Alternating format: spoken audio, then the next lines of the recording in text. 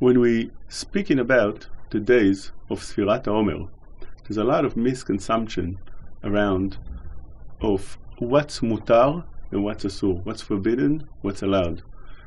One of the very basic ideas is to know that in the Shulchan Aruch, nothing almost is restricted. When you take a look in the Shulchan Aruch, Siman, Taf Kuf Samech, you find that the Shulchan Aruch restricted two things only. One is getting married up to Lamed Gimel or Lamed Daled.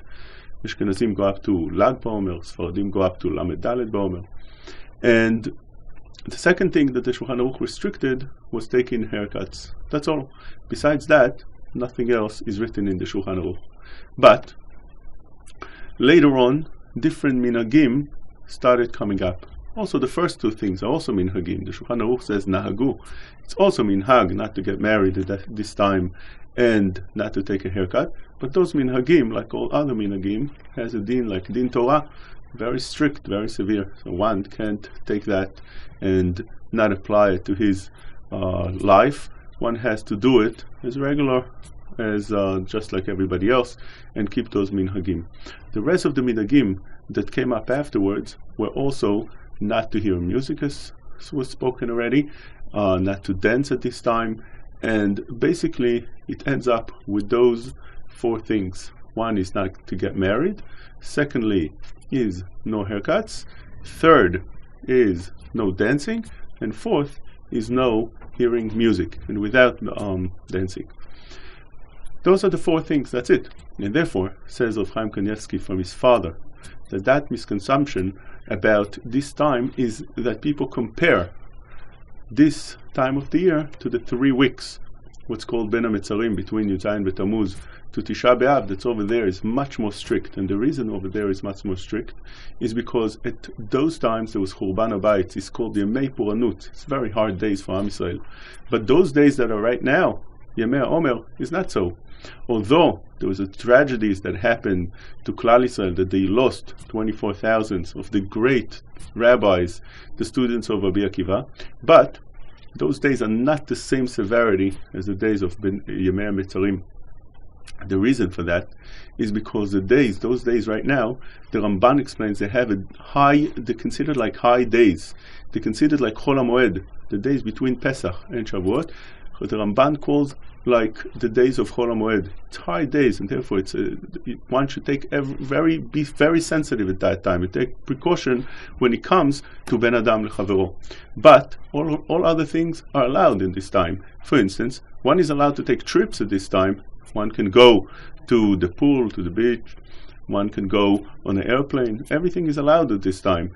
More than that, people are mistaken. They think that they're not allowed to buy things. Most of the poskim allow buying things at this time and even making the Birkat Shehecheyanu on those things that they bought. Somebody bought a new suit. He can buy the suit. He can also make Shehecheyanu. Some poskim take it more strict to say the Shehecheyanu on Shabbat, wear it on Shabbat for the first time and say the Shehecheyanu on Shabbat. But most of the poskim allow buying anything you want, whether it's clothing, furniture, a house, someone wants to buy a car. All these things are allowed to be bought. More than that, as we said, one can even make Shehecheyanu on it. When it comes to taking haircuts and shaving the beard, that halakha applies only to men. A woman doesn't need to keep that halakha at all. There's no halakha, no minhag for a woman not to take a haircut or cut any other hair in the body. All places are allowed. And even on the days of Avelut, Shulchan Aruch is mekel after the 7 days of Avelut, even though the Rama is more machmir, but the poskim say that Chumrah is the time of Avelut up to 30 days. But when it comes to this time of the year, everything's allowed.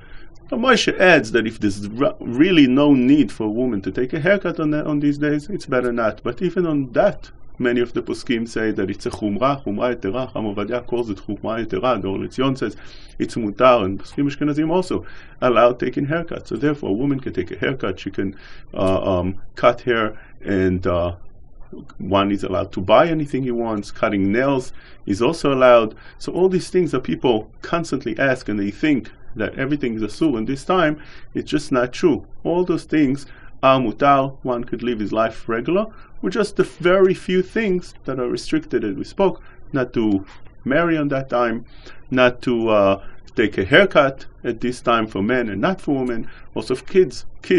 Most of the poskim allowing kids to have their haircuts, and therefore sometimes you have a bar mitzvah boy. Before he gets to be gadol, an adult, let him take a haircut right before. That's fine. Those things are allowed. The person that forgot to take his kid to the barber before Pesach and he's growing big, you can take him right now. There's no problem whatsoever. Therefore, all these things will be mutar. So one should take everything in consideration when it comes to this time, to remember what's mutar and to remember what's asur, and not to mix the two things together right now and make it harder than it is.